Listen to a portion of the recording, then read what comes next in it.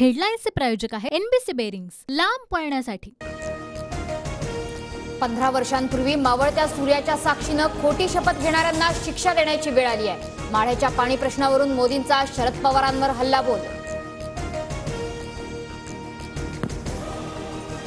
शरद पवार, सुशीलकुमार शिंदे, विजयसिंह मोहिते पाटील जनतेसाठी नाही तर त्यांच्या मुलांच्या भविष्यासाठी एकत्र, देवेंद्र फडणवीसांची टीका। भटकती आत्मा कोण, कोणत्या उद्देशाने टीका केली, पुढच्या सभेत मोदींना विचारणार। मोदींनी पवारांवर केलेल्या टीकेवर अजित पवारांची प्रतिक्रिया।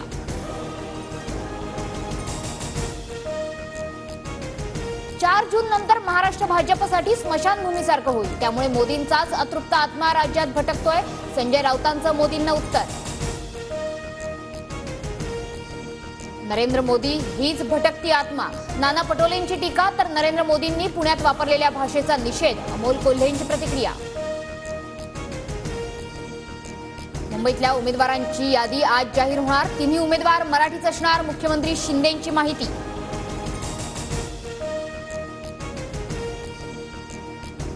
आमच्या विरोधात प्रचारासाठी एकनाथ शिंदेंनी येऊ नये, शिंदेंच्या 2 मे रोजीच्या बेळगाव दौऱ्याला महाराष्ट्र एकीकरण समितीचा विरोध।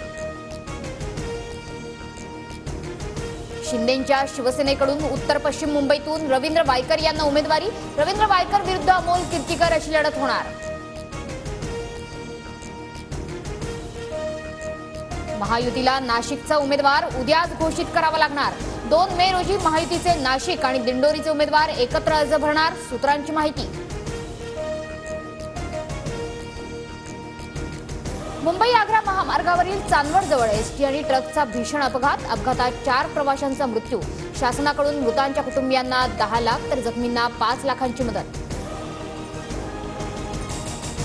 कोविशिल्ड लसीचे मानवी शरीरावर दुष्परिणाम होऊ शकतात, ॲस्ट्राझेनेका कंपनीची कोर्टात कबुली।